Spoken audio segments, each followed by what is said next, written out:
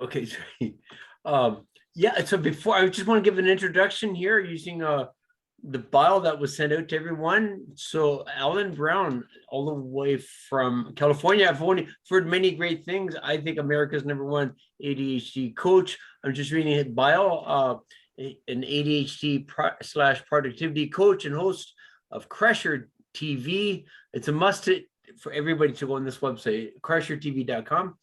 Ellen P. Brown is the creative force behind ADD Crusher, the award-winning video series designed for ADHD teens and adults.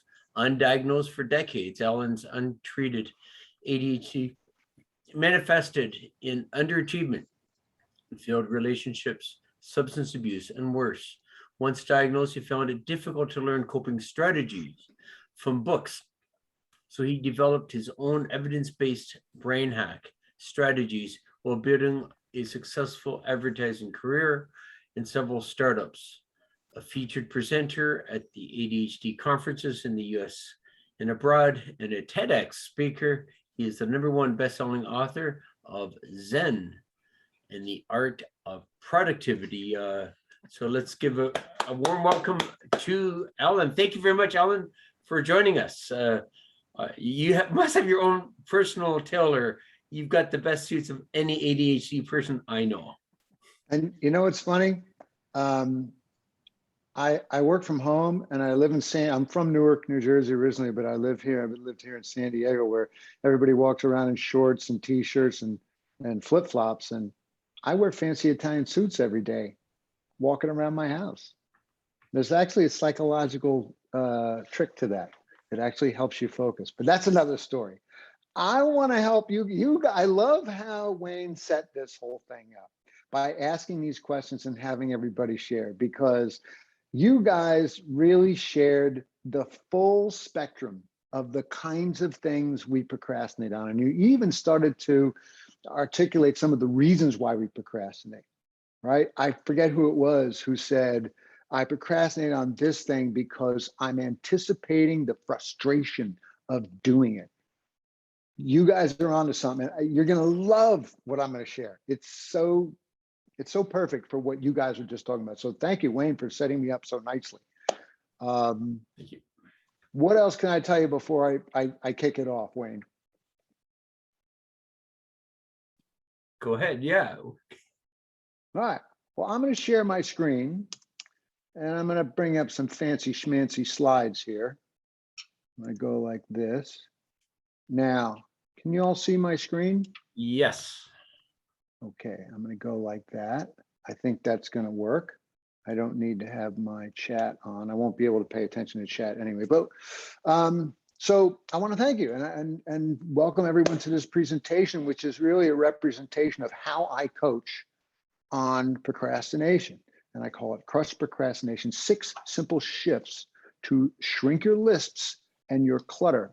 And thank you, Wayne, for the intro. I am indeed Alan P. Brown, ADHD and productivity coach and best-selling author of Zen and the Art of Productivity.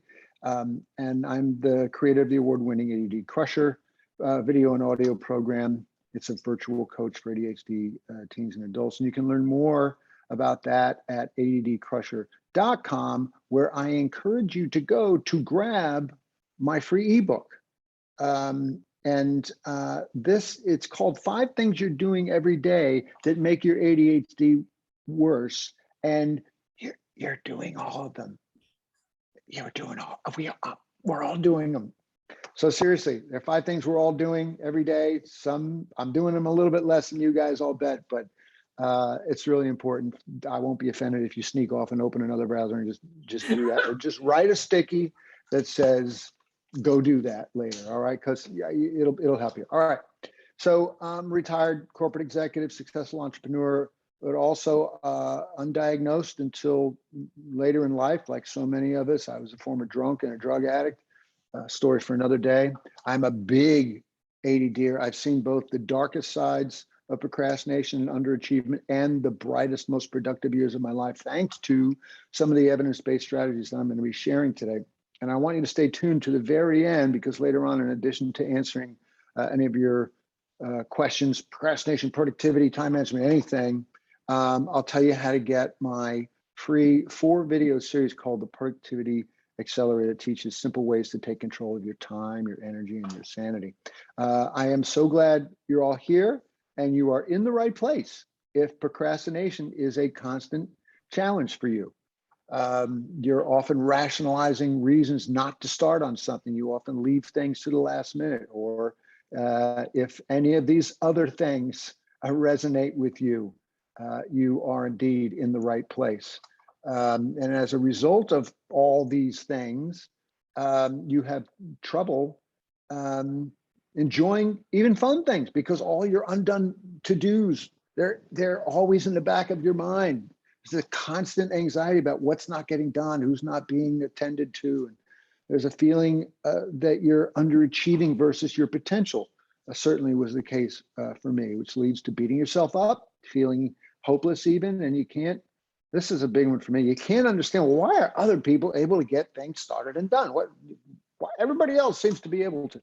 Well, I have been there and I can help, and that's what this presentation is all about. So let's kick things off with what I call the 3 immutable truths of, oops, I gotta go here. The 3 immutable truths of procrastination that I want you to absorb and carry with you after today. Immutable truth number 1, everyone procrastinates, even Oprah.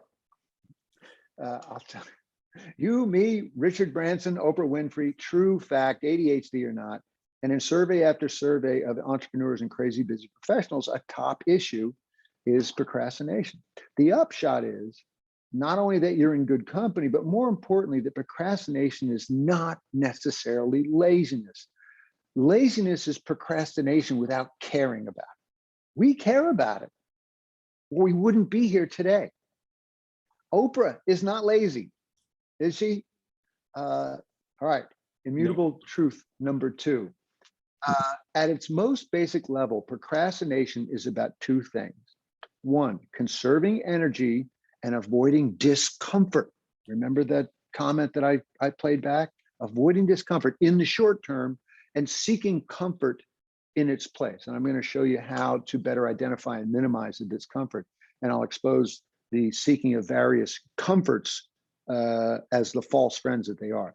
But 2, it's about emotion. Why isn't my clicker clicking? It's also about emotion. I'm going to explain more about that. Immutable truth number 3, massive traction will come from greater awareness of why we procrastinate and a handful of small, easy shifts and hacks applied consistently with the emphasis on small and easy. One of my favorite quotes is from my friend and serial entrepreneur, Jonathan Butcher, whom I consider to be the American Richard Branson, though he keeps a very low public profile. He says, the actions that lead to an extraordinary life are small and easy. Richard Branson is human and he occasionally procrastinates. Oprah Winfrey is human and she sometimes procrastinates. Yet they both live extraordinary lives. I procrastinate now and then. I live a pretty extraordinary life. The thing is, we have come to an understanding of our procrastination, why it's happening, what our barriers to action are. We've assembled a set of tools to break down those barriers.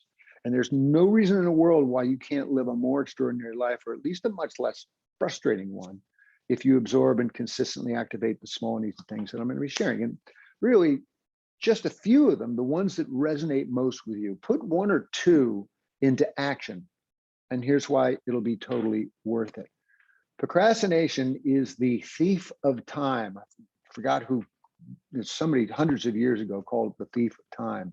So our ability to crush procrastination is the surest path to having more spaciousness and more accomplishment in our life. And in service of that, what I'm going to be sharing in the next 35 minutes, we'll start with some background insights, the evolutionary, what procrastination is and is not, the evolutionary psychology of procrastination. Yes, it's in our DNA, and how that leads us to avoid tasks. The visible and invisible costs of procrastination, And then to some solutions, the 6 most common psychological barriers to action. Yes, they're all in our minds. And the 6 simple shifts to shrink your lists and your piles and your clutter, et cetera. Plus, stick around to the end, and I'll share, if we have time, a couple of quick win solutions that you can start doing right now that will empower you to stop procrastinating on even your most dreaded tasks immediately. Plus, I'll tell you how to get that free productivity accelerator video series, and then answer your questions about procrastination or anything that's stressing you out. Now, as I said earlier, when it comes to chronic career-threatening procrastination, I have been there. So I am obsessed with beating procrastination. As I call myself a mess to success entrepreneur, I've seen both the deep end of drug addiction and the pinnacle of corporate success. I've felt the despair of embarrassing procrastination, taking 10 years to finish a 4-year degree, as well as entrepreneurial success with 2 successful startups. And in between the good, the bad, and the ugly, I struggled mightily with procrastination. Very quick story. Early in my career as an ad executive, I was sitting in my rental car with my boss and my client in the back seat. We were on a $1.2 million TV commercial shoot at Universal Studios in Orlando. I was the lead account executive on the shoot, which meant that what goes wrong is I own it. And I'll never forget how my gut curdled and my hands went clammy when our producer bangs on my window and starts yelling at me at the top of her lungs, client and boss in the backseat, because of you, Mr. Brown, we have 37 crew members and a $10,000 a day director who are standing around unable to start work because we still don't have legal clearance on the TV scripts, which you were supposed to do weeks ago. Which is true. This is one of the worst days in my advertising career. It was all too common. And this is how I felt most days. Now, maybe the consequence of your latest bout of procrastination is not quite so bad or career threatening. Maybe it's worse, but I know everyone here can relate. And knowing that you can relate, I want to get cracking on some important additional context, and then we'll get into some solutions. So let's start with the maybe not so obvious question of what is procrastination and what is it not? It is the voluntary delay of some important task that we intend to do, despite knowing that we will suffer. Let me just repeat that. Despite knowing that we will suffer as a result.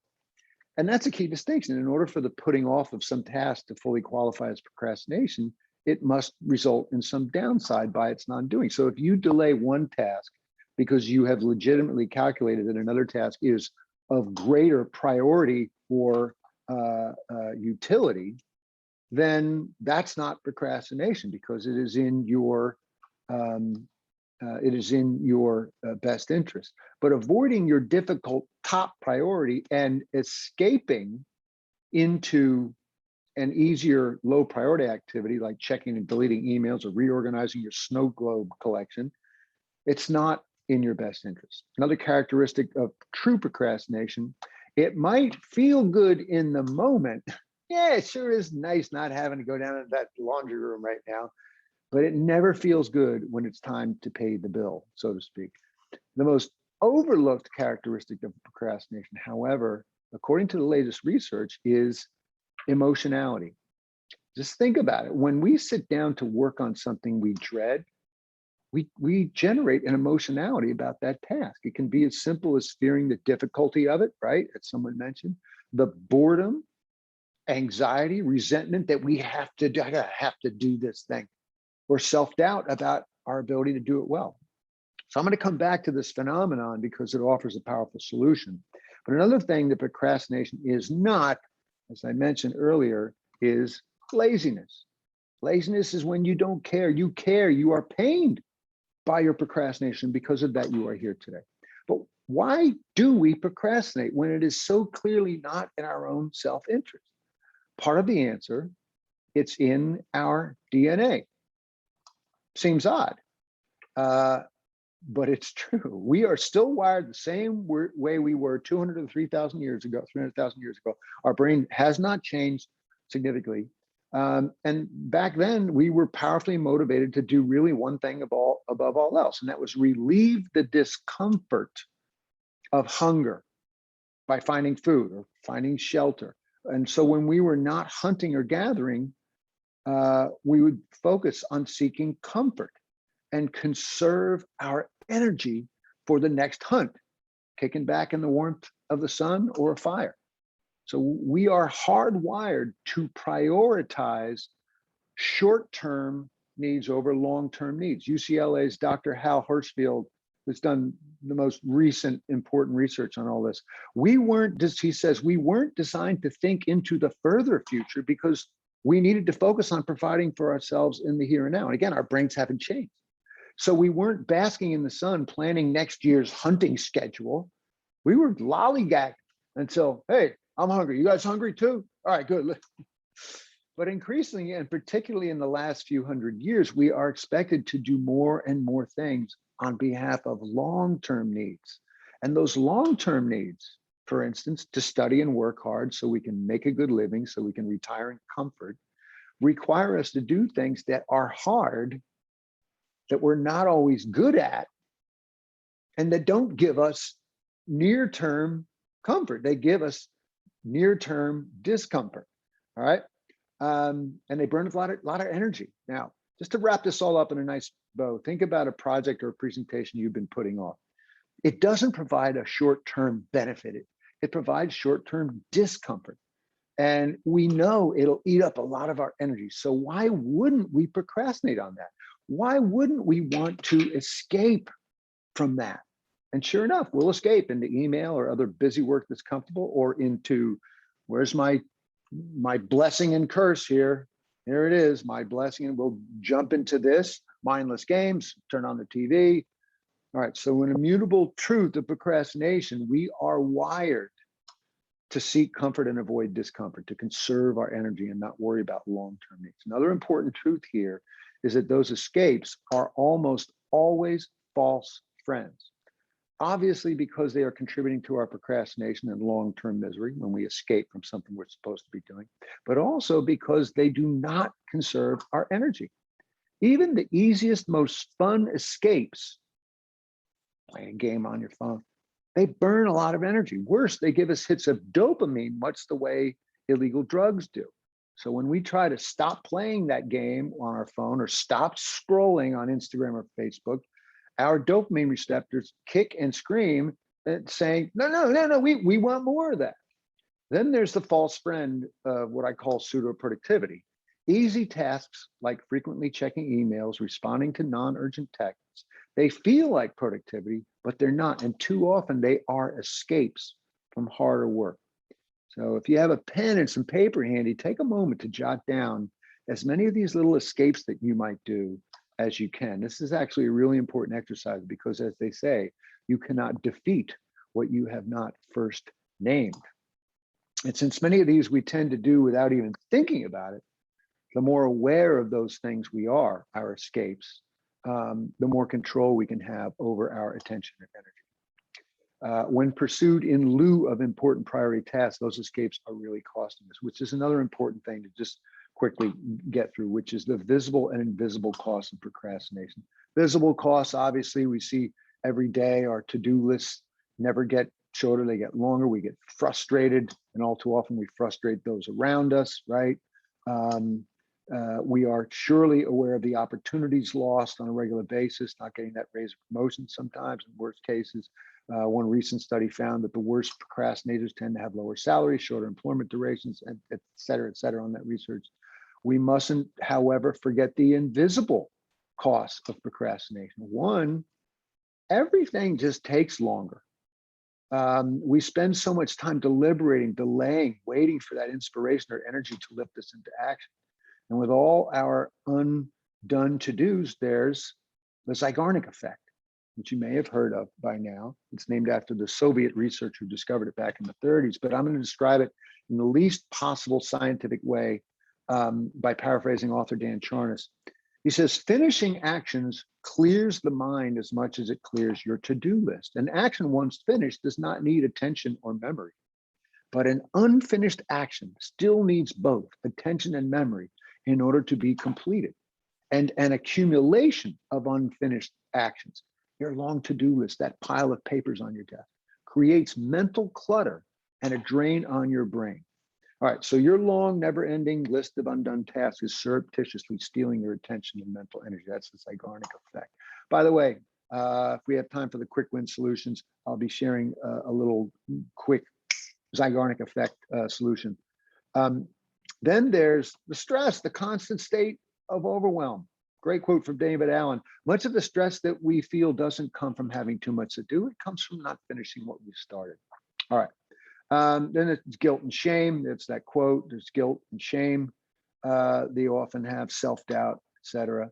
I won't get into the. There's a little bit more research on life satisfaction, symptoms of depression, anxiety, etc. So you guys have always I usually ask a question right about here. What is procrastination costing you? But I think Wayne did a great exercise with you guys to get your engines going. So I won't go ahead and get into that little exercise. But if you can get excited about the prospect of crushing procrastination on a consistent basis, I do want to ask everyone, what would you be able to do? What would be possible in your life if you had confidence that when you sat down to work on a tough task or a complex project, that you could break through the discomfort, take it on fearlessly, and make real progress on it, maybe even finish it more quickly, and then do that consistently, week in and week out? What would be possible for you in your life? Maybe it's just a feeling great heading to work every day, or having a feeling of confidence and control instead of that constantly feeling like you're just barely hanging on. So give some thought to that. And if something comes to mind real quickly, jot that down. All right, pop it in the chat if you like too. So here's the good news. This is not rocket science. There are many ways to beat procrastination if practiced over time, and many that can work right away. So as we roll into some solutions, I want to emphasize that everything I teach is 100% doable and results oriented, whether here in this presentation. And somebody's got themselves unmuted. I'm hearing somebody's actually, I don't know if it's, luckily it's not like a crime that's being committed, but it is a Zoom crime. So if everybody can make sure they're muted. I'm easily distracted, as you can tell. But whether it's here in this presentation or in my private group coaching, I can't stand reading about some simple solution that turns, quote unquote, simple solution that turns out to be anything but simple. All right, so let's get into, there's a quote, great quote from Mike Vardy, real big productivity guy. It's a nice thing that he said, but I'm gonna zip past these things. Now here's one thing I do want you to consider. And this comes from, I did a workshop in Kansas City a few years ago, and an older gentleman came up to me and said, and I was about to begin my workshop, and he said, listen, young man, I have been trying to beat this for decades. And so why should I believe that you're going to have any luck with me at all? And I said, well, I really don't know. But if you can just open that window a little bit to be open to hearing some solutions that might be easy and simple, would you be willing to just open the window of consideration a little bit? All right, yes, I will. So that's why I like to put this little question there. All right, so what is procrastination all about? Crushing it, rather. There are some barriers to action, very common ones. I'm going to share these. And then, so you identify what is your barrier to action. And then you shift those barriers with some questions. You shift your mindset with some questions. And then there are brain hacks, which are like the nuclear arsenal of crushing procrastination. We may have time to get to that, but really all of what I'm going to be talking about is some form of brain hack or another. So let's get to these barriers to action. Let me see. So, all right. So the first barrier to action is perfectionism. I heard some of that when you guys were talking. We don't start because we're waiting for conditions to be just right. Someone who was talking about how they procrastinate on their expense forms and stuff, and I think he said, I'll get super focused about this one line and whether this one line is right. That's a form of perfectionism. But we wait for conditions to be just right. we will say to ourselves, well, I'll be in the right mood tomorrow, or I'll have the right energy tomorrow. But conditions will never be perfect. Perfectionism is also, well, I don't know how to do this perfectly, so I can't start it, because if I do, I'll just be unhappy with the results. So I'll wait until I know exactly how to get it all done perfectly, and then I will begin. Huge barrier to finished project. If this resonates with you, pop it into chat. The next barrier to action is temporal discounting. Some of you may have heard of this. Temporal refers to time, and discounting refers to how we discount or care less about things that are further out into the future, i.e., we tend to value immediate or short-term rewards and comforts over future rewards. Again, it's in our DNA, folks. The perceived pain of blowing your deadline that is 3 weeks away has much less weight or perceived pain than if the deadline were 3 hours away. I still got 3 weeks versus I got 30 minutes. When the deadline is far off, we discount the impending doom until the 11th hour, when you know what happens. Temporal discounting is often explained in terms of one's present self and future self. What your present self does or doesn't do today impacts your future self. Your present self must take the action, but present self is more inclined to act on behalf of present self, default to short-term comfort rather than long-term benefits. Hence, your present self is always screwing your future self. This UCLA's Hirschfield says, this is a quote, on a neural level, we perceive our future selves more like strangers than as part of ourselves. When we procrastinate, parts of our brains actually think that the tasks we're putting off are somebody else's problem. Isn't that amazing? That's what's happening when we're thinking about our future self. Another manifestation of temporal discounting is always thinking that in the future, we will have more energy, focus, determination than we do now.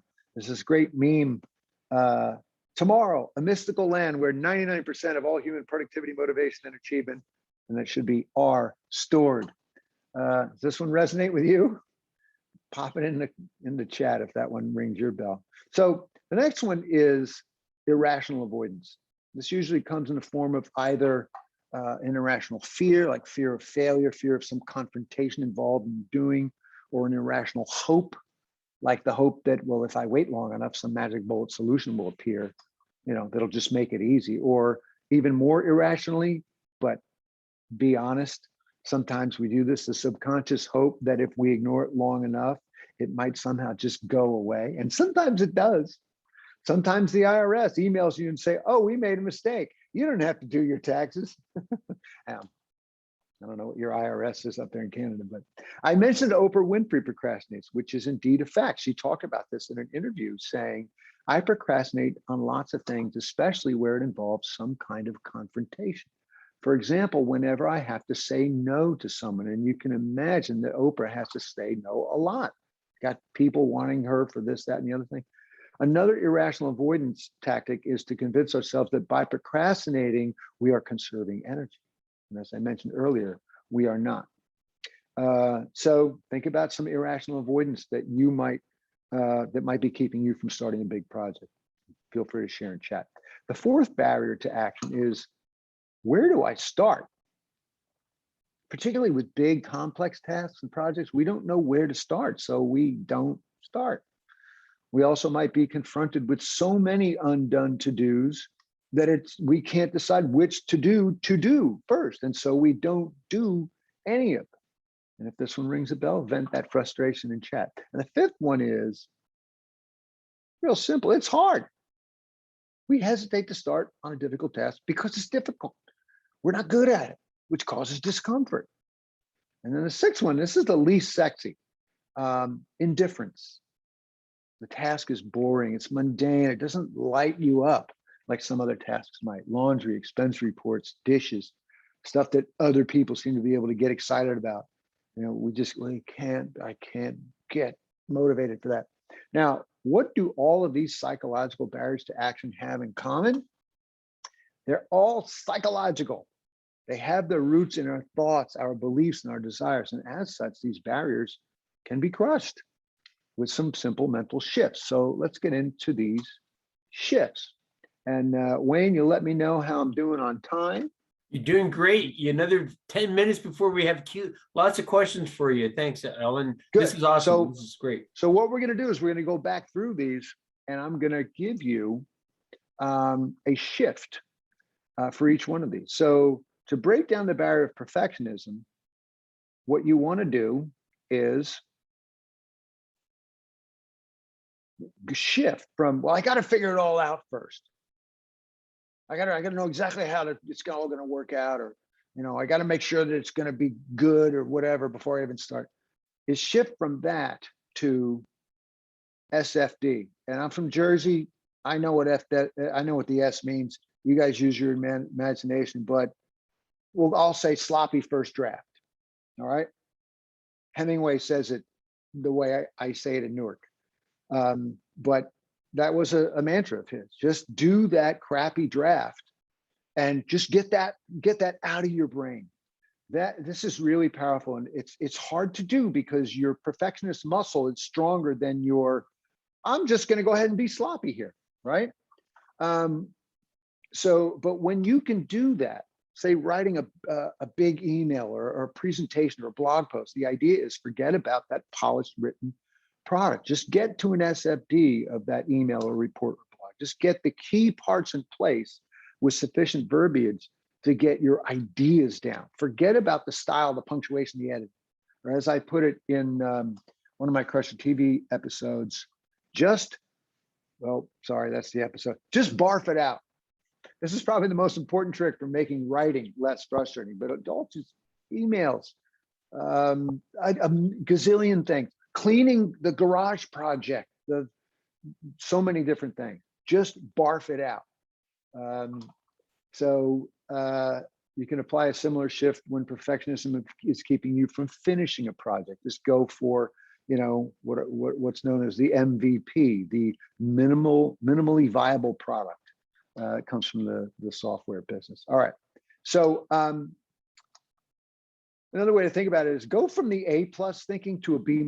Go for the B-, man. You can come back and work it back up to an A or an A+. But if you don't start, an unstarted project will never be an A+. Get it to be B-, and then you can go from there. All right. So the next one, temporal discounting, involves, of course, the problem of we're taking care of our present self. And the shift, obviously, for temporal discounting is we've got to shift to future self-care. All right, remember, your present self is always screwing over your future self. Your present self is the one who's thinking unrealistically about how much time you have, happily escaping into Instagram or news headlines or needless email checking. But what happens the night before that project is due? Your future self is infuriated. Why didn't you start this sooner, past self? What were you thinking? Well, next time you catch yourself kicking back and saying, I don't feel like doing that right now, but I got plenty of time. See if you can invoke your awareness of temporal discounting and make this shift by asking your present self, how will the future me feel about present me blowing this off? Research shows that the more you think about your future self, the more responsibly your present self will act. All right, shifting irrational avoidance, which comes from irrational thoughts. Next time you catch yourself avoiding a task or some fear, for instance, shift by asking yourself, is that true? Is my fear real? Am I inflating the fear to give myself permission not to begin right now? How painful will this thing actually be, right? That thing that I'm just envisioning, the ardor, the frustration. How painful will it actually be? Haven't I done this before? Is it really true that here's another one. Is it really true that I'm preserving energy by avoiding this task? How much energy am I burning by deliberating, by escaping to something else? All right, so you get the idea. The next one is not knowing where to start. I don't know where to start, especially again on those big things. So we cling to the idea that there is a particular correct place to start and that the start has to be something significant, something that really moves it forward. This is an almost impossible place to operate from because We won't know how the thing will go until we are in it. We think that just staring at that to-do, and I don't like have to-do lists anymore, but let's say this is my little tip. Just staring at that thing on my to-do list, we think that we're going to have some kind of, epiphany as, oh, now I understand exactly where I need to start and what I did. That doesn't happen. We got to get into it. So the way to get into something is to shift from I don't know where to start to just start tiny anywhere. What's one tiny thing I can do? Any tiny thing that will constitute some kind of work on this thing. Doesn't matter if it turns out to be the wrong place to have started. Because once you've started, and the tinier the thing that you start with, the smaller the barrier will be, right? You're going to be doing, by starting, the opposite of procrastinating because you started. All right, next is, this thing is hard, right? This is a deceivingly simple shift. We simply shift from, this is so hard, to, hold on a second, what exactly is hard? By just asking ourselves, what is hard about the thing we're procrastinating on? We can open the door to action. It's a lot like questioning our irrational avoidance. But here we're inquiring as to the specific thing we are avoiding because it's hard, that we might not have thought about. What is hard about this? Is it not knowing where to start it up again? Is it that I just suck at doing this kind of thing? Is there trouble scheduling time to work on it? Oh, you know what? There's a component that I need someone else's help with, and I don't quite know how to approach it. That's what's hard about this thing. That's why I keep putting it off. As you just think about these things, you start to break down the barriers to action. So simple, yet we rarely ask this, if ever ask this question of ourselves. Ask it next time you're stuck on something that's hard. And the last shift will help you with the problem of indifference, where we're stuck in a low energy, zero motivation state of, this is just so boring. This is actually a tough one. Something we know how to do, but just have zero interest in, can be just as hard as something we don't know how to do and is incredibly difficult. So when something has become painfully boring, laundry, washing the car, raking the leaves, doing your expensive, it just means you have lost sight of why it's important. So the trick here is to shift from bored indifference to what's called inherent value. Even the most mundane of tasks have inherent value, often huge value. Imagine if you never sat down to pay your bills or never sorted through your pile of mail, which some folks have, that's happening. If you never filed your taxes, if you never mowed your lawn, if I never had the oil changed in my truck, right? Washing the car actually preserves its resale value, just like changing the oil does. Now there's value, that's value. There's something about every mundane, boring task that could get you excited enough to stop procrastinating. You just have to find that inherent value, visualize its reward, and you'll feel that barrier to action start to dissolve. So that's the shifts out of, and I think what I'll do is I think I'll leave this on the screen, right? So we can get into Q&A, and if we do have a little bit of time, I've got a couple of quick wins I might be able to share. But does that sound good to you, Wayne? It sounds great. Just, well, some of mine. Thank you, Ellen. That was awesome. I've never been to a presentation on procrastination. I definitely wish I had this 10 years ago. Thank you. Just, well, some of mine. Will Weiss, he asked, Ellen, what about lack of clarity as a barrier to action? Like, would that be connected with one of your 6 steps, or one, like, when we don't have clarity, does that exacerbate our procrastination? Yeah, well, so first, let me say that all of these things have lots of overlap, right? Because perfectionism, and actually, I'm going to go back. Okay, hold on. I'm going to go back to this first one where I have all of them up on a screen, okay? Right, yeah, so that we can look at what the barriers are, right? So all these are going to overlap. Irrational avoidance is, perfectionism is a kind of irrational avoidance. Indifference is kind of an irrational avoidance. So I just want to state that up front. But the lack of clarity, you could certainly put in under where do I start? Or also, it's hard. Like, well, why is this hard? Well, I'm just not clear exactly on what the heck it is that I'm supposed to be doing, right? You could also maybe argue that, and maybe this is what Will has in mind in part, which is I have a lack of clarity on as far as what I'm supposed to be doing, what I should be working on. That, however, it does result in procrastination because you're not getting that thing done. But that, to me, falls under much more of a prioritization issue than a procrastination per se. Procrastination is really about things that we know we need to do. We know what thing it is. I hope that answers the question. Will, does that make sense to you? It makes more sense to me now. Yes, that does make sense. Thank you. Great. Awesome. Thanks, Will. I just put it in the chat. If anybody has a question, you can either raise your hand or put it in the chat. Haley, thank you. Haley, would you? I think you said. So Haley says, I think you said you don't use to-do lists. What do you do instead, Ellen? So it's a great question, and actually I cheated a little bit on that, but I did mean it.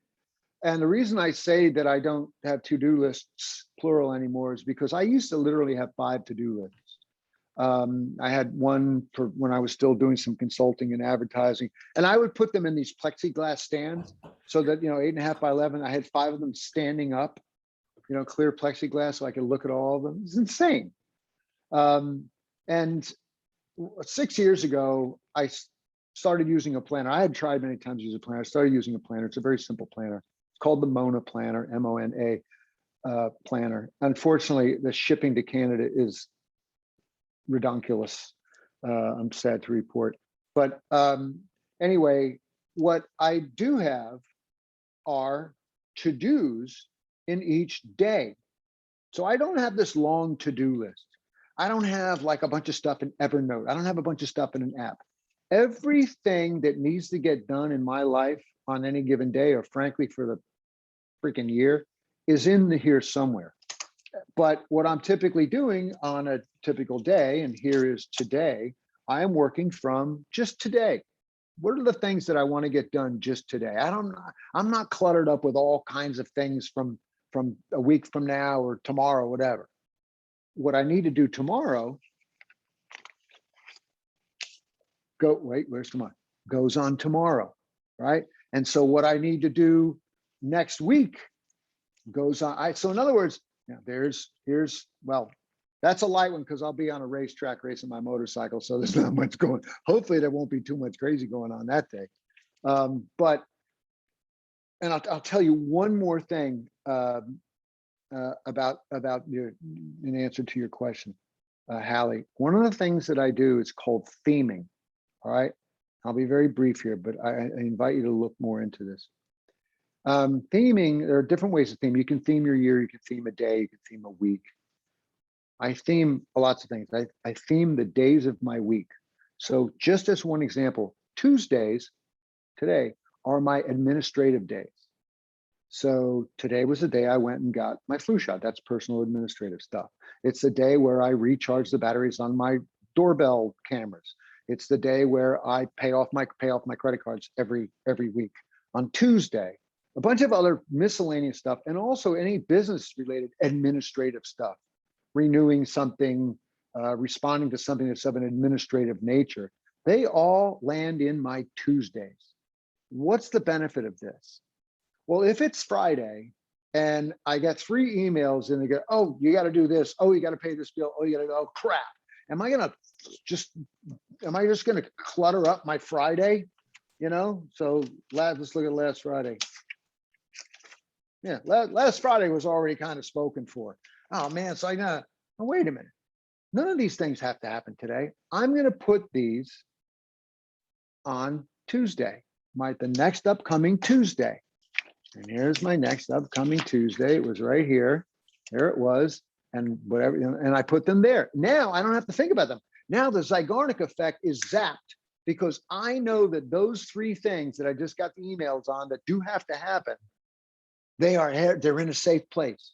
I'm going to get to them because on Tuesday morning, I open up my planner. I go, oh, there are those three things. Let's bang them out. So I hope that wasn't too long-winded. All right. Go ahead, Wayne. Awesome. choose the Thank you. I've the next three, I know Ann's got a question, and then Melissa, and then I have a question. Ann, go ahead, please. She wrote, I'll let you read what you had put in the chat, you said. Ann, could you unmute yourself?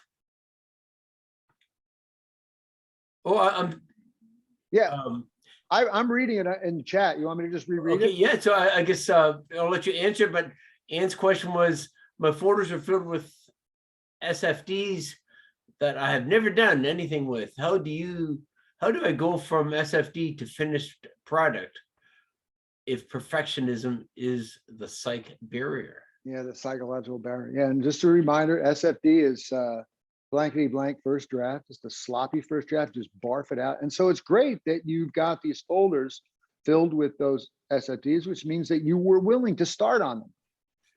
So now you've probably got the issue of the procrastination that is the finishing. And there's a lot of research on this. From when you're in the middle of a big project or task to close to the end, there's tons of resistance, tons of friction points. And so I'll just reiterate that when you are stuck where you are with these crappy first drafts, I invite you to just tomorrow, write down at the top of your to-do list or on the top of your day, just that one thing. I'm going to move this one forward. And just first, I'll just make that one of only a few things you're going to try to attack tomorrow. Attack it in your strongest mental time. All right. Block off time in your strongest mental time, whenever that is, to do that.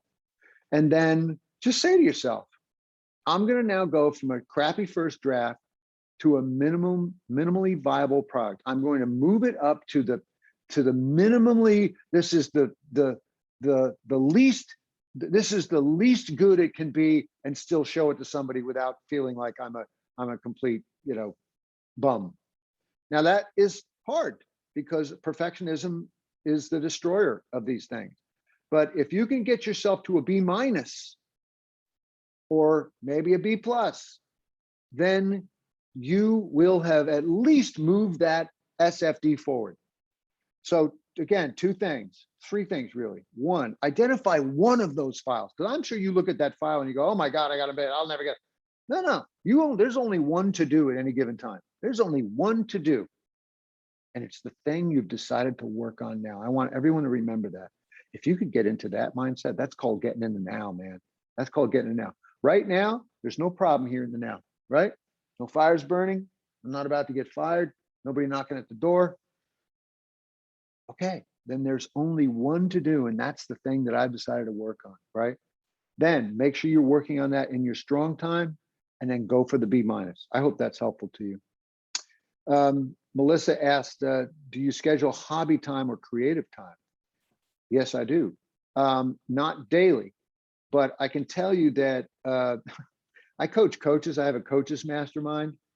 If any of you are coaches and you're interested in talking to me about that, feel free to shoot me a note. But so many of my coaching clients think that, I don't know, this Alan Brown, he gets so much done. Alan, come on, admit it, you work 80 hours a week. And I don't. I actually been tracking my time the last couple of months, and I work 47 hours a week. 47 hours a week. And I love what I'm doing. But what I do is, first of all, I stop working at 5 o'clock. I'm not working in the evening. I'm done. My brain I don't want to push my tired brain to try and do one more, maybe 5:30.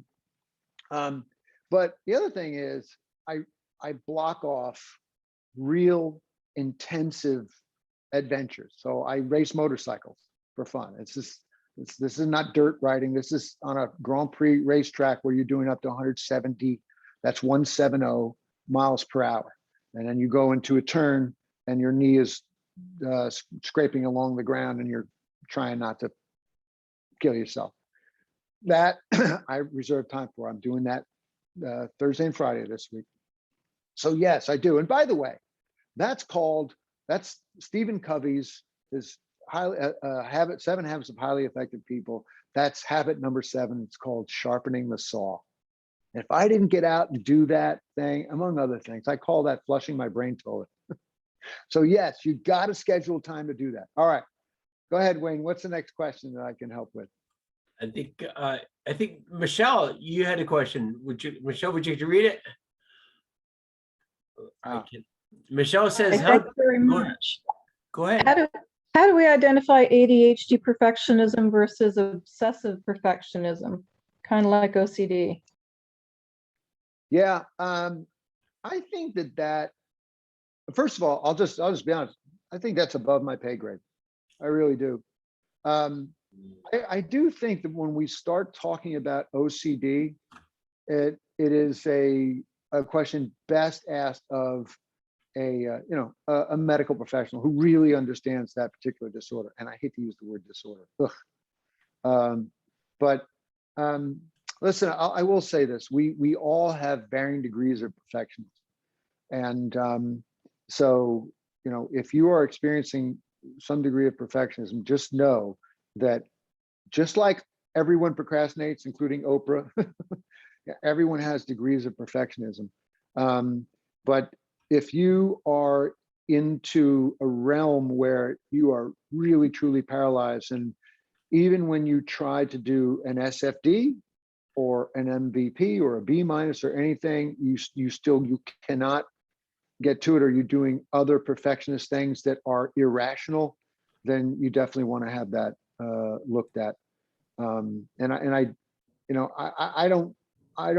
have not looked into research that talks about ADHD type perfectionism specifically. So again, it might be a great question for Dr. Hallowell or someone of his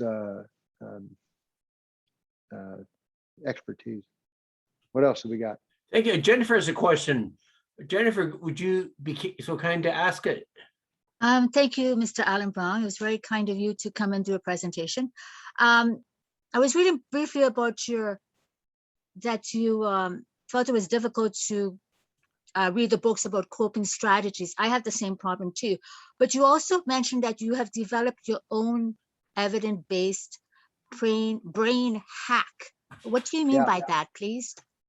So first of all, this little chart that you're all looking at, where I took you through these barriers to action, and what I prescribed is asking a question to help shift the way you think about it, right?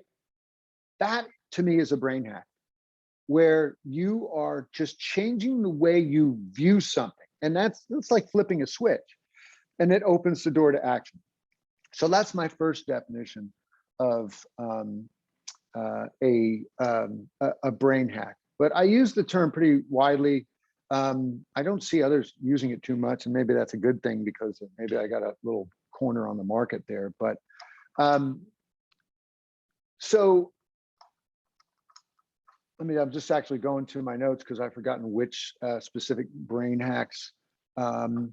So here's a brain hack. Here's a brain hack to get out of the Zeigarnik effect, which again, if you've got long to-do lists or big piles of stuff, let's just talk about a long to-do list. When you look at that long to-do list, your cortisol gets jacked up. It reduces oxygen to your brain, and it hobbles your frontal lobe, where your actual thinking is supposed to be taking place. This is why you're so likely to escape into some comforting behavior instead of plowing into that uncomfortable work. But what if you had no to-dos on your to-do list? One thing, and just one thing you needed to work on. And this is what I talk about when I talk about getting into the now.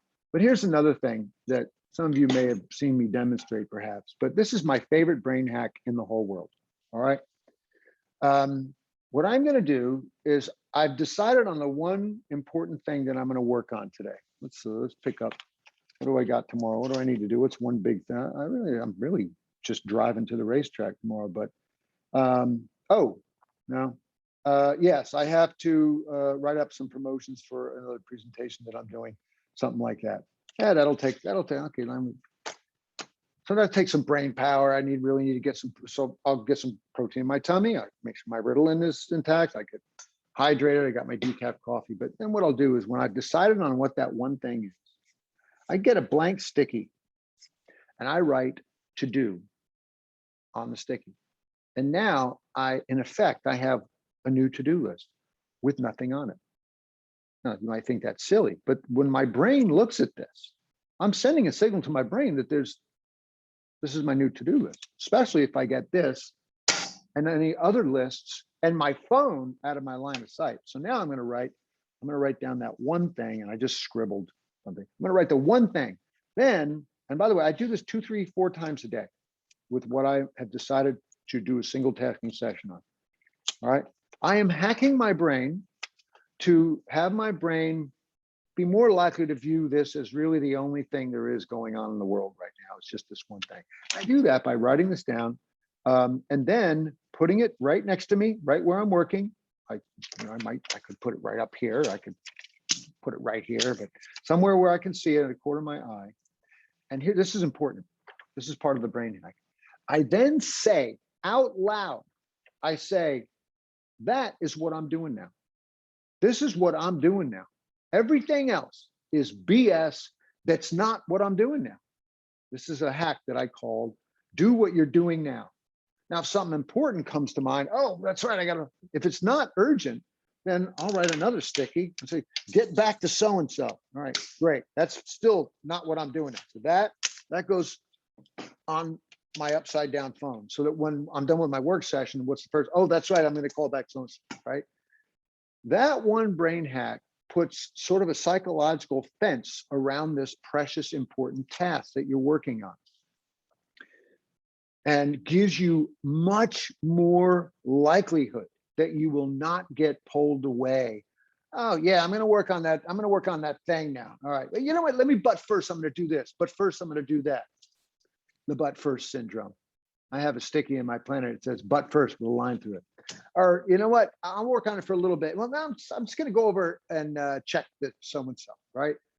That is what this thing helps you guard against by creating. You're just hacking your brain in a couple different ways. Does that make sense, Jennifer? That was a very good technique. When you get distracted, you go back and to-do list, because I get distracted easily. Thank you for answering the question. Yeah, so let me Trigger follow up on that too, because you make a great point, is that when, first of all, this will help keep you from getting distracted in the first place. But importantly, when you do get distracted, you are more likely to go, whoa, whoa, whoa, that's not what I'm doing now, right? So you can still get distracted, but you won't necessarily, you'll be less likely to follow that distraction. All right. Okay.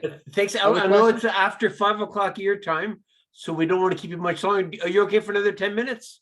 Sure. Okay, good. I mean, so one question I have for you, I do know with all this technology that the humanity in North America is more disconnected than ever before in the history of mankind. Perhaps only 10%, like the people in this group, are connected.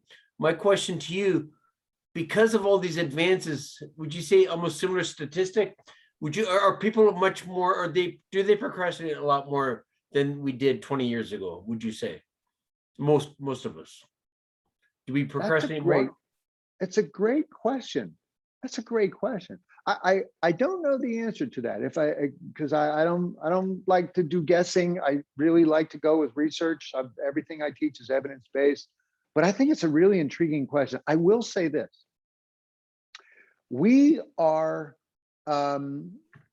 fed some 200 times more information each day than we were just 20 years ago. And do we need 200 times more information than we had 20 years ago? I don't think so. And by the way, 20 years ago wasn't that long. It was 2000. 2001. All right. We were already into the information age. But anyway, I think I'll just hypothesize, in answer to your question, that with that being the case, more overwhelm, more stuff to do, more, holy crap, I don't even know what the heck to work on because there's so much. I have to guess that there might be more resistance to the tough things that we need to do. But also, I'll give you two other examples. I think that because of this thing and also Netflix, I think it is so much easier to find distractions and get lost in these distractions. I remember back in the 2000, early 2000s, I had a Nokia phone. I don't know if you remember the shape of those things, but I was playing a blackjack game because I'm a card counter, believe it or not. So I would practice my card counting on that phone. But that was all that phone did. That was like the most sophisticated game. Now, the sophistication of the games and the things you can do and the places you can go since the advent of the iPhone in 2006 or 7, there are just so many more escapes. The last thing that I'll say, because now this stuff is starting to come up into my brain, is what's been called procrastination revenge. Have you heard of this? So it's really started in China with what are known as 996 workers. These are folks, young people typically, that are working from 9 a.m. to 9 p.m. 6 days a week. So when they get home at 9 p.m., they are exhausted. They haven't been able to do anything for themselves.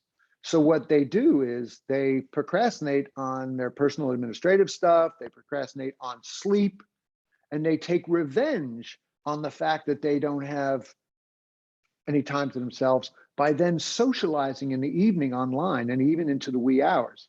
Of course, then they've got to get up at 7 and go do this 9 to 9 thing again. It translates in the US, it's been talked about in the press with regard to mainly moms who, of course, have borne more, with all due respect to us men, they have borne more of the responsibility of childcare with kids being home from school. And so they had found themselves at 8:30 p.m. The kids are finally in bed and like, I am freaking wiped out. I'm not going to work on any of the blah, blah, blah. I'm going to say, I deserve to sit down with a freaking tub of ice cream and Netflix the crap until, the crap out of this TV until 1:30 a.m. So there's the North American form. So I guess in answer to your question, that's where I land. So I vote yes. Interesting. You got me thinking this is such an important topic. Will, I think you just put a question up there. Will, was it Will that you had something? Did you not? Yeah, I was wondering if, as a reaction to all the overwhelm and all the information, all the things and all the activities, we might have less of a list of important things than people used to, because we've grown up in a disposable age and not much is truly important when everything is more than it used to be. Yeah, great point. Because even just on that note too, we're hearing so much about stress, about how if we have more stress, it just really takes a huge toll on our body. But there's an obvious correlation, right, Ellen, that if we're procrastinating, it does have an impact on our self-esteem, self-worth.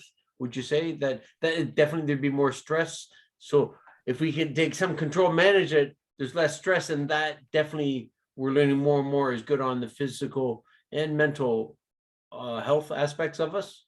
Agreed. And, think about procrastination and stress as being a vicious cycle too, because the more stressed you are, the more you're taking your frontal cortex out of play. You're jacking up your cortisol, you are reducing oxygen to the brain, and you're like, you know what, screw this. And you might be doing some procrastination revenge too. So you procrastinate on that stuff. And because that stuff is not getting done, and you're facing tighter deadlines, now the deadlines are looming, now you're in trouble, now you're getting yelled at and blah, blah, blah, and now you're beating yourself up, more stress. So it really is a snowball effect. Absolutely. Interesting. And we have a very bright group. I think I told you. Haley just reminded you said earlier in the meeting or your talk, you said that you had some brain hacks if we have time. Yes. You have any time Yes. before you take So- off? Because you have to catch on the Yeah. plane So, soon. so I'm going to do two things. One, I'm going to reshare my screen, and this is going to be about 3 minutes tops. All right. And I'm going to go. Hold on. Come on. Get out of that. Let's come down here. I'm going to get into a real quick thing called. All right.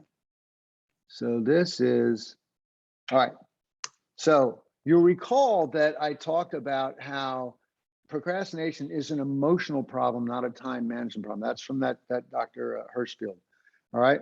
And there's a great, let me back up actually.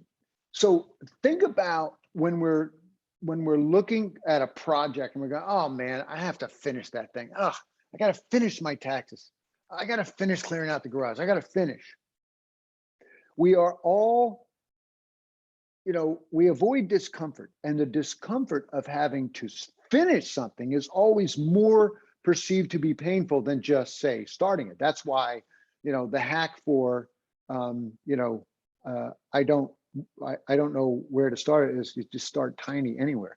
But when we look at a big thing and we fret about finishing it, it starts to churn up the emotion, that resentment, that, oh man, just look at I'm exaggerating a little bit. I gotta finish that thing. That might not even be exaggeration. But here's the thing that I want everyone here to know about finishing things. This is a great quote from Dr. Neil Fiore. Never look at a big project and say, I have to finish that dang thing, because the thought of having to finish is the surest way to invoke all the mental and physical chemistry that supports continued procrastination, right? The emotionality. So never go, oh, I have to finish that thing, right? And here's the thing. This is what I want you to take home more than maybe anything here. You don't have to finish anything today.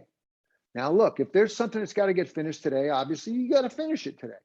But most of the stuff that we're working on, those SFD drafts, your taxes, they don't have to get finished today. So never think about finishing unless it has to be finished today. So determine what is that one next action. Identify the time and place that you will start it. Set a timer and then start. Just start. Another great quote from Fiore is, never worry about finishing. If you must worry about starting. So again, that's a brain hack. That's a way to flip the way I'm going to view something. I'm not viewing this thing as something I have to finish. It's just something that I just need to start again and keep starting and keep starting. So now I'm just going to, speaking of brain hack, and it's a great quote. It's a great quote. Hold on.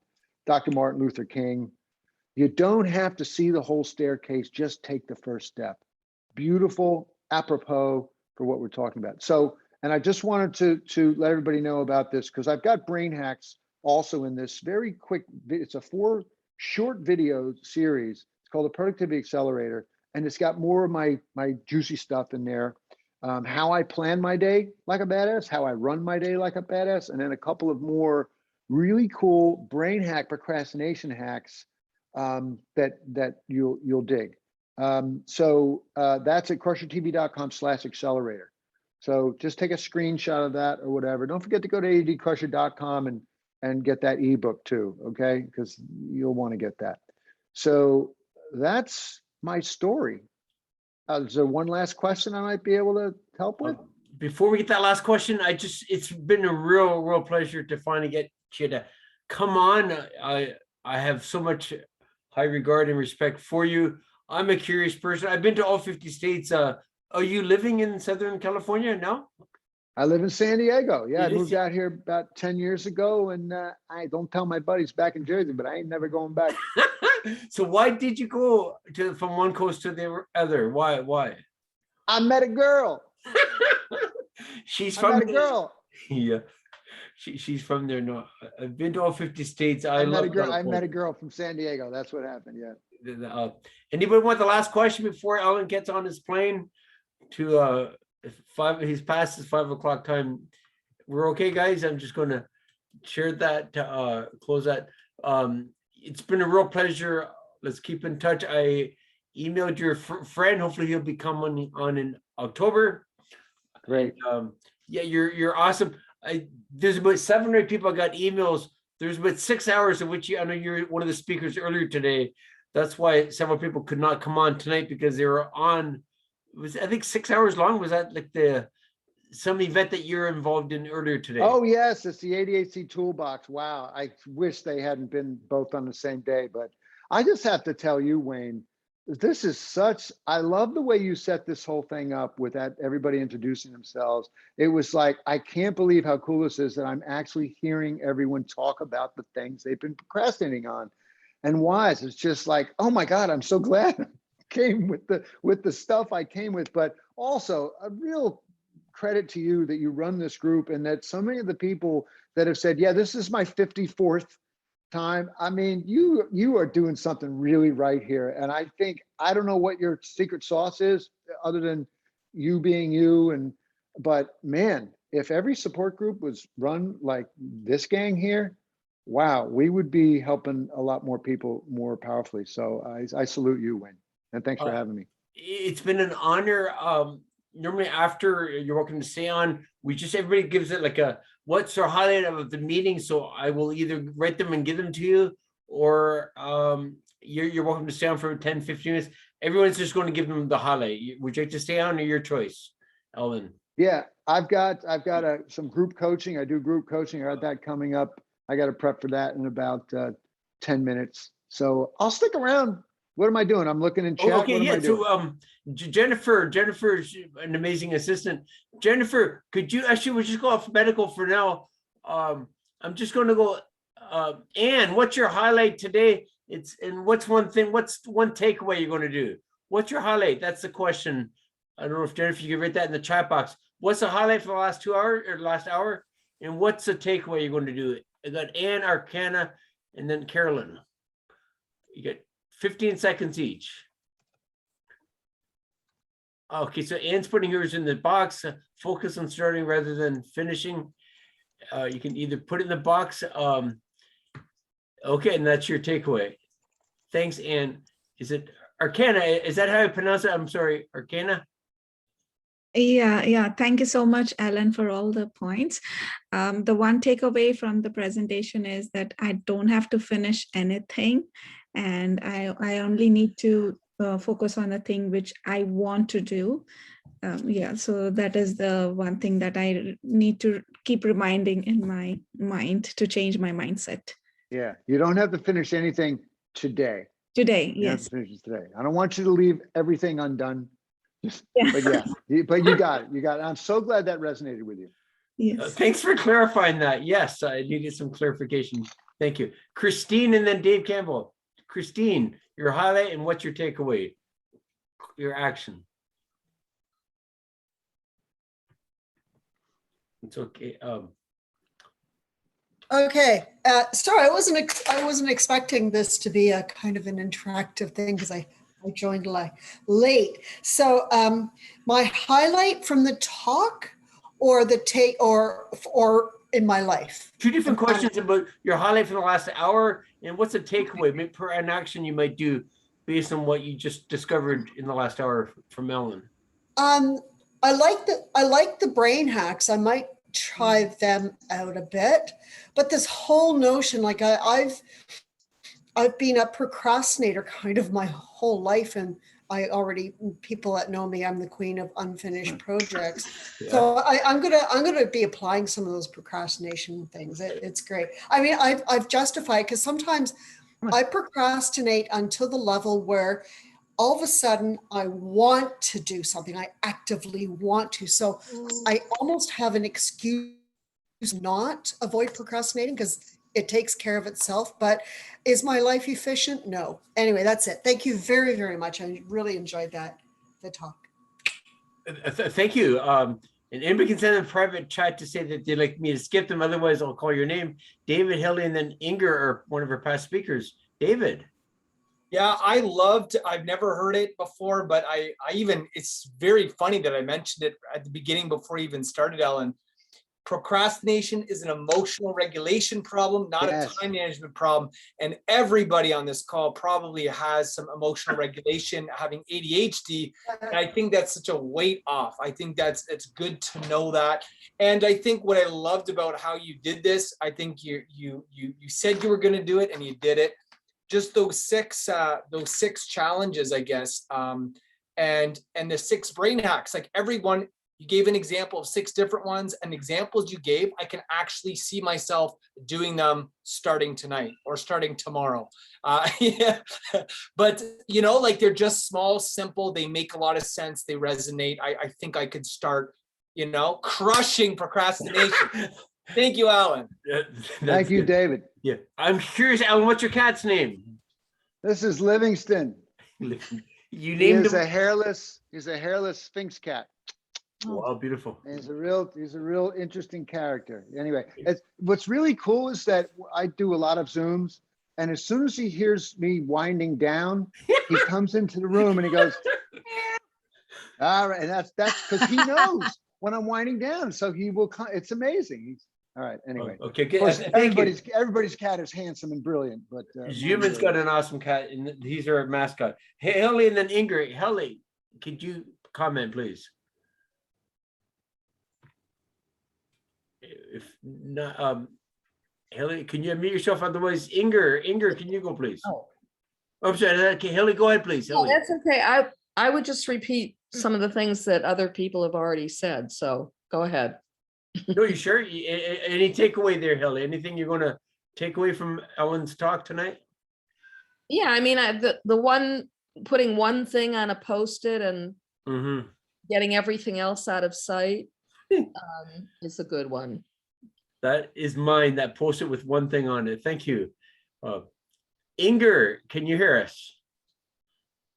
I can, Wayne. How are you? Great to see you all the way from Philadelphia. Great. Hi, Hey, Alan. Inger. How are you? How you doing? I know you I'm guys. doing good. I'm doing good. I always love to hear you speak. You always, drop in a lot of gems for everybody. So it's always good to hear them again, because that's the thing, we have ADHD, so we forget.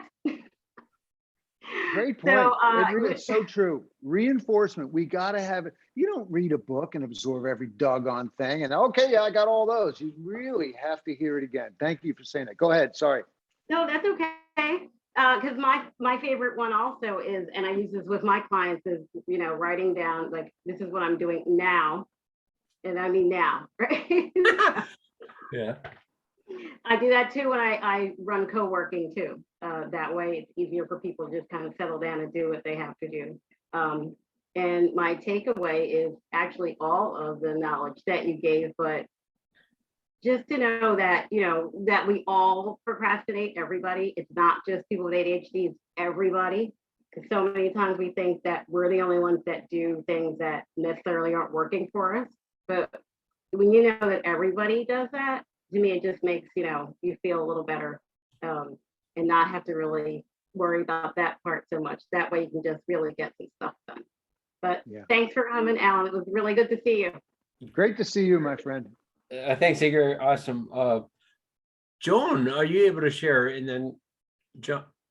Yeah. Hello? Joan, go ahead, please. Yeah, I just thought the whole presentation was great.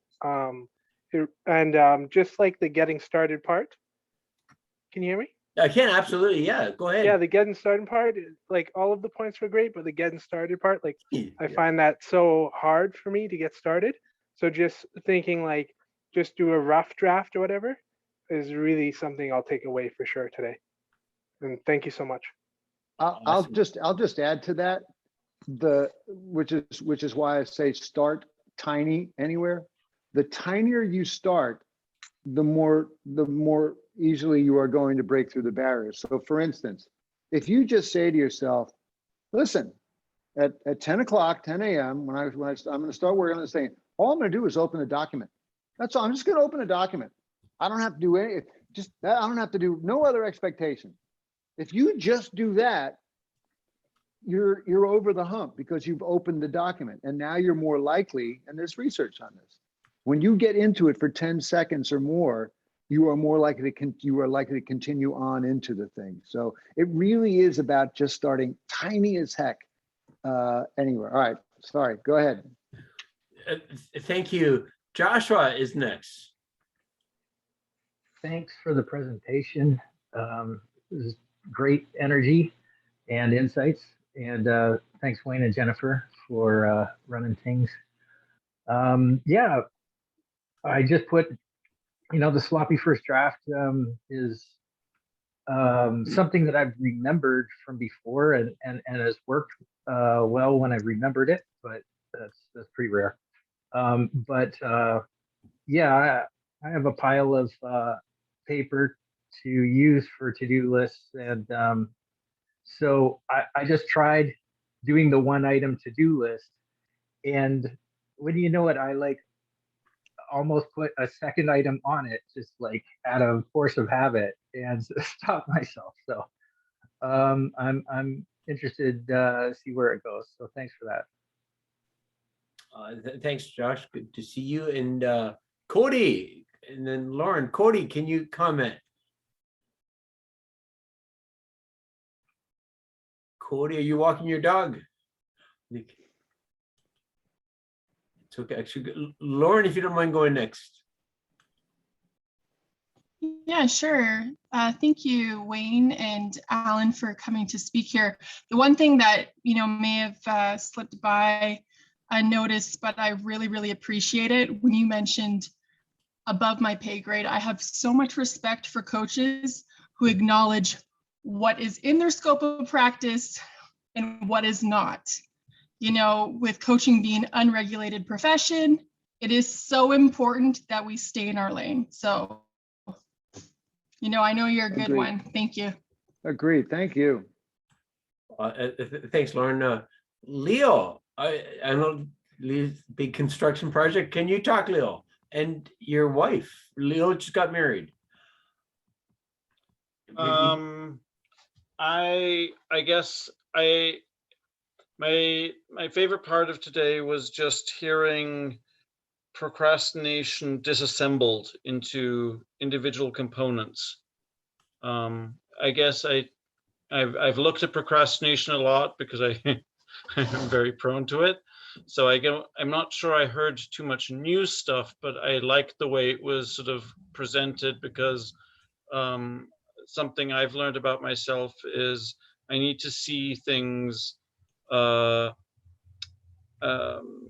I need to see concepts presented in different ways to really grasp a hold of them and to really have a good takeaway from it.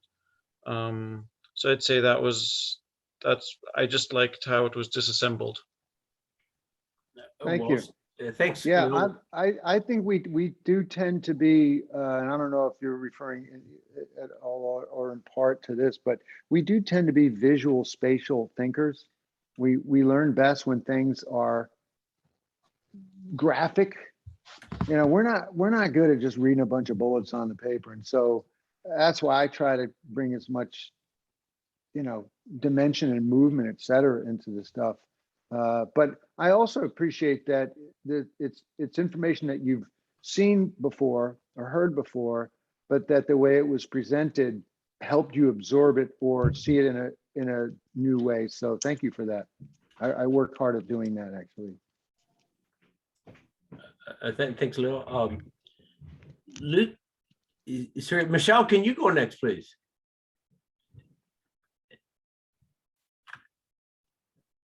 There we go. Thanks very much for your time tonight. Really appreciate it. I really appreciate it also that you started by talking about how one of the truths are that actions, even small actions, lead to an extraordinary life. And then later on, you talked about just starting with a small action. And that really reached me. I always think about having chunks done, And I think maybe I'm going to reframe that and say giblets are probably a better a better way for me to get started. So thank you very much for Good. that. Good. You're right. I think you get it, my friend. Thank you. Another American friend, Pat, are you able to share? And then Peter, Pat? I like the idea of the OneNote and just reminding myself to get back to that one thing, because so often we start to do something and next we're off into someplace else and then someplace else and someplace else. And I like the idea of taking the little, just making a note of it, setting aside and putting it down for another time. That really, really hit home for me. I have procrastinated a mess in my house right now, and I have a daughter that comes over and is helping me with that. She actually asks the questions as you do. Do you really want it? Do you really need it? Do you really want to keep that? Do you want to do whatever? And then she keeps me online. And this is my kitty that I have that's 18 years old. That's a great hack. The power of a body double, the power of now you don't get to go out to the bar tonight, pal. No shooting pool for you. Just knock my earbuds off. All right. And anyway, I actually got a buzz. I got to go. Thank you. It's a real honor. Thank you. Thank you. Thank you all so much. Thank you. Great feedback. Great stuff. Wayne, hats off to you, my friend. Jennifer, thank you also. And you all reach out, say hello. I'm available to chat. All right. God bless all.